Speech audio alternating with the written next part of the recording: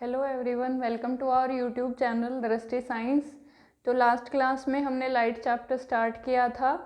ठीक है, तो लाइट चैप्टर में हमने लाइट के बारे में और उसके बहुत सारे फिनोमिनाज होते हैं, रिफ्लेक्शन, रिफ्रैक्शन, डायफ्रैक्शन, स्कैटरिंग हो गया, ठीक है, पोलराइजेशन हो गया। तो इन सब फिनोमिनाज के बारे में पढ़ा था और लॉज ऑफ जो रिफ्रैक्शन होता है, रिफ्लेक्शन होता है, उसके बारे में पढ़ा था।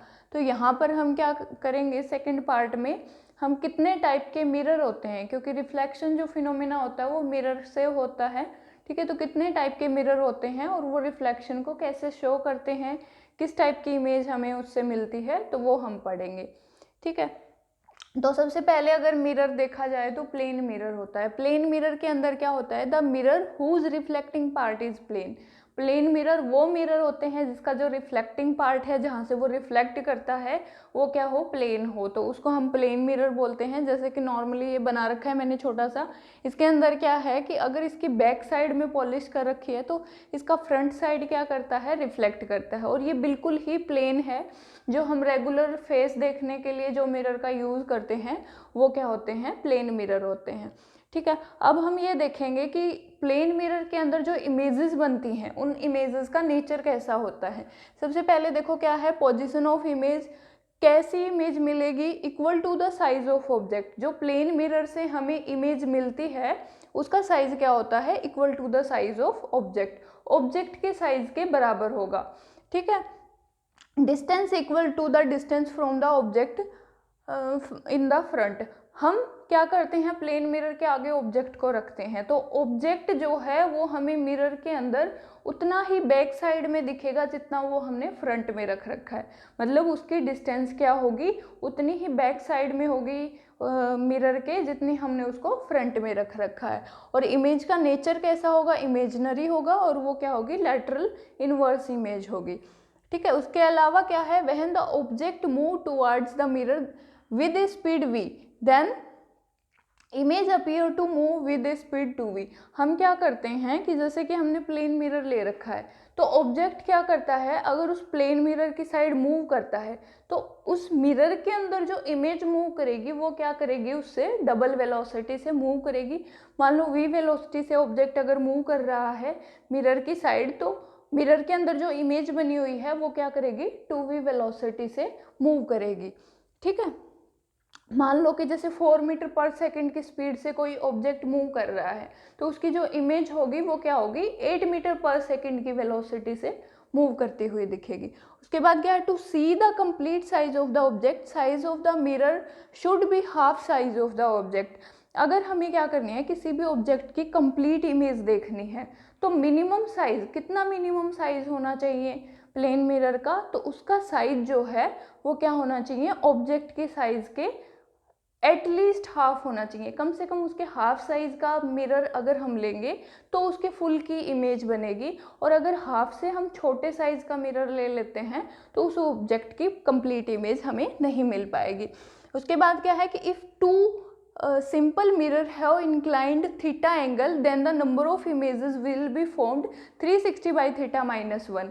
अगर हमने क्या कर रखा है, दो प्लेन मिरर को एक दूसरे के ऊपर इंक्लाइंड कर रखा है किसी भी एंगल के ऊपर, ठीक है, तो क्या होता है कि हमें बहुत सारी इमेजेस मिलती हैं। तो वो नंबर ऑफ इमेजेस, वो हमें कितनी इमेज मिलेंगी, वो उसके थीटा के ऊपर डिपेंड करेगा कि दोनों मिरर को हमने कितने एंगल के ऊपर इंक्लाइंड कर रखा है।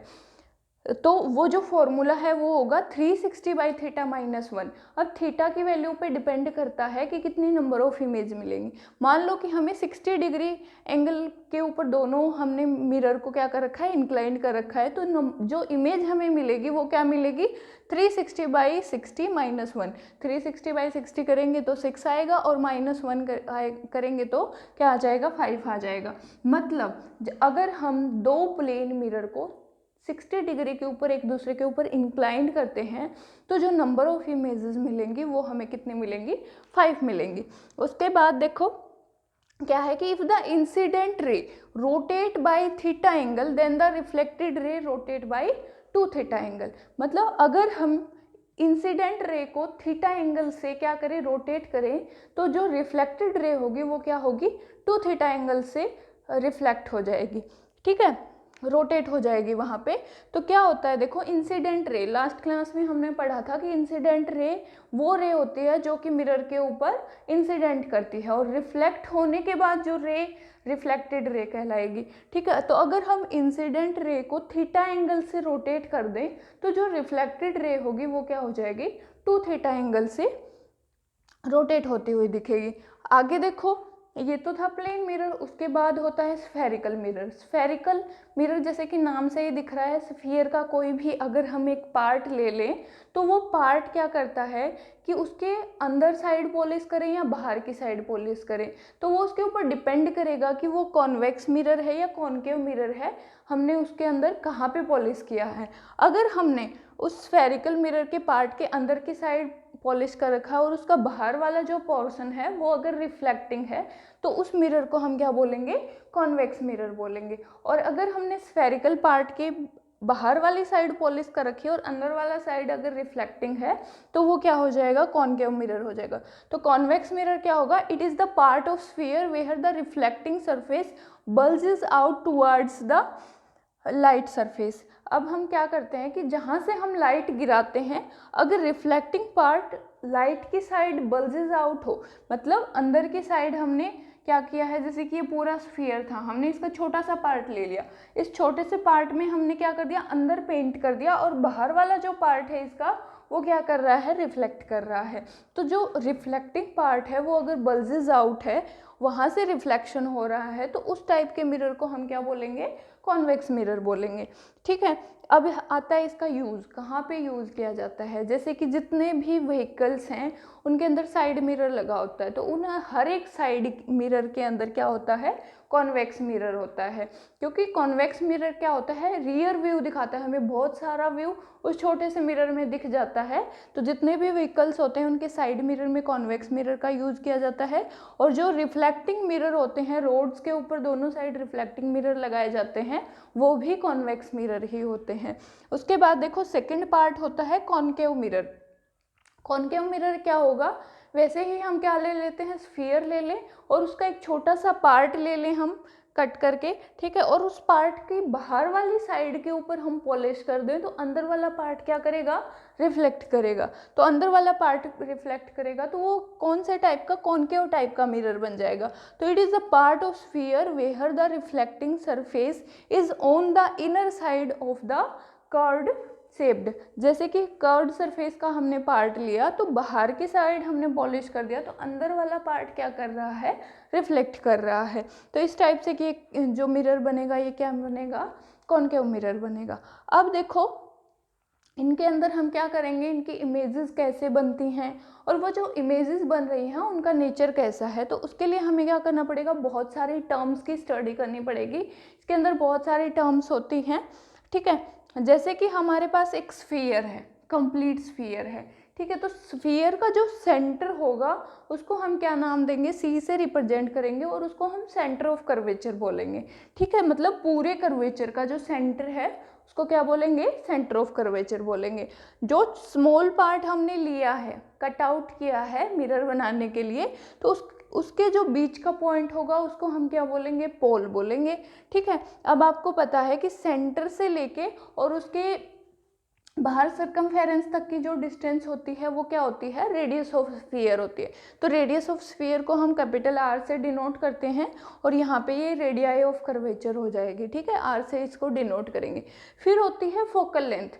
फोकल लेंथ क्या होगी, जो हमारी पोल से लेके सेंटर ऑफ कर्वेचर तक की जो डिस्टेंस है वो हमारी रेडियस ऑफ कर्वेचर है। अगर हम रेडियस ऑफ कर्वेचर को हाफ कर दें तो जो पॉइंट हमारा आएगा वो क्या होगा, फोकल लेंथ का पॉइंट होगा, ठीक है, वो हमारा फोकस पॉइंट होगा। और जो सेंटर ऑफ कर्वेचर से लेके फोकस पॉइंट तक के बीच की जो दूरी होगी वो क्या होगी, फोकल लेंथ हो जाएगी, ठीक है। तो ये सारी टर्म्स हैं। एक होती है प्रिंसिपल एक्सिस। अगर हम एक एक्सिस को ड्रॉ कर दें पोल से, फोकस से और सेंटर ऑफ कर्वेचर से होते हुए, तो वो जो लाइन हमारी आएगी वो क्या आएगी, प्रिंसिपल एक्सिस आएगी, ठीक है। तो ये सारी टर्म्स हैं जो कि इमेजेस का नेचर जो देखने के लिए हम यूज़ करेंगे।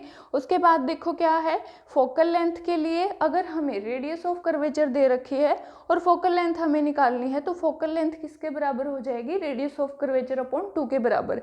मतलब अगर हमारे पास रेडियस ऑफ कर्वेचर है तो हम फोकल लेंथ निकाल सकते हैं, और फोकल लेंथ है तो हम रेडियस ऑफ कर्वेचर निकाल सकते हैं। उसके बाद होता है एक मिरर फॉर्मूला।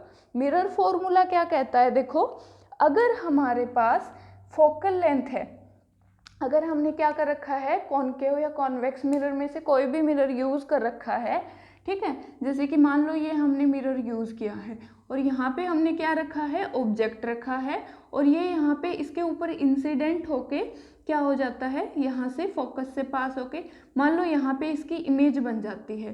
तो जो हमारा ऑब्जेक्ट जितनी दूरी पर है मिरर से, वो क्या हो जाएगा, हमारा ऑब्जेक्ट का डिस्टेंस हो जाएगा, और उसको हम किससे डिनोट करेंगे, u से डिनोट करेंगे। और जो है हमारी इन्वर्टेड, मान लो हमें इमेज मिल रही है, इमेजिनरी इमेज हमें मिल रही है, तो वो हमारी क्या हो जाएगी, कौन सी इमेज हो जाएगी, वो हमारी v डिस्टेंस हो जाएगी। v क्या, u क्या होगी, ऑब्जेक्ट की डिस्टेंस, और v क्या होगी, उसके अंदर जो इमेज बन रही है उसकी डिस्टेंस। तो मिरर फॉर्मूला क्या होता है कि अगर मान लो हमें ऑब्जेक्ट की डिस्टेंस और इमेज की डिस्टेंस दे रखी है और वहाँ से हमें फोकल लेंथ निकालनी है, तो मिरर फॉर्मूला का यूज़ करके हम निकालते हैं। मिरर फॉर्मूला के अकॉर्डिंग क्या होता है, 1/f is equal to 1/v plus 1/u के बराबर होती है। मतलब तीनों में से अगर हमें कोई भी दो चीज़ दे रखी हैं और थर्ड हमें निकालनी है, तो हम इस फॉर्मूला का यूज़ करके निकाल सकते हैं। मिरर फॉर्मूला और आगे एक लेंस फॉर्मूला आएगा, दोनों में बहुत ही माइनर सा डिफरेंस होता है और इसके फॉर्मूले को याद रखने में थोड़ी सी डिफ़िकल्टी भी होती है, ठीक है। तो मतलब यहाँ पे प्लस साइन है और उसमें यहाँ पे माइनस साइन आएगा, बिल्कुल माइनर सा डिफरेंस है और यहाँ पे हम कंफ्यूज हो जाते हैं। तो मिरर फॉर्मूला में प्लस आएगा।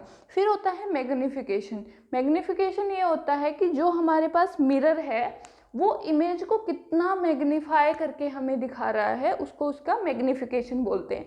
मैग्नीफिकेशन को m से डिनोट करते हैं और मैग्नीफिकेशन जो है वो v/u के बराबर होता है। v क्या हो जाएगा, ऑब्जेक्ट का डिस्टेंस, ठीक है, v क्या हो जाएगा, हमारी जो इमेज बनी है वो कितनी डिस्टेंस के ऊपर है, और u क्या हो जाएगा, ऑब्जेक्ट का डिस्टेंस हो जाएगा। तो इस टाइप से यहाँ हमने क्या किया है, टाइप ऑफ मिरर के बारे में पढ़ा है, ठीक है। प्लेन मिरर हो गया, कॉनकेव मिरर हो गया और कॉन्वेक्स मिरर हो गया। नेक्स्ट क्लास में हम नेचर ऑफ इमेजेस के बारे में पढ़ेंगे कि कितने कितने टाइप की इमेजेस हमें मिलती हैं और इनसे जो इमेज बनती हैं उनका नेचर कैसा है, ठीक है। तो आज के लिए बस इतना ही। अगर आपको वीडियो अच्छी लगी तो चैनल को सब्सक्राइब करें और वीडियो को लाइक करें। Thank you.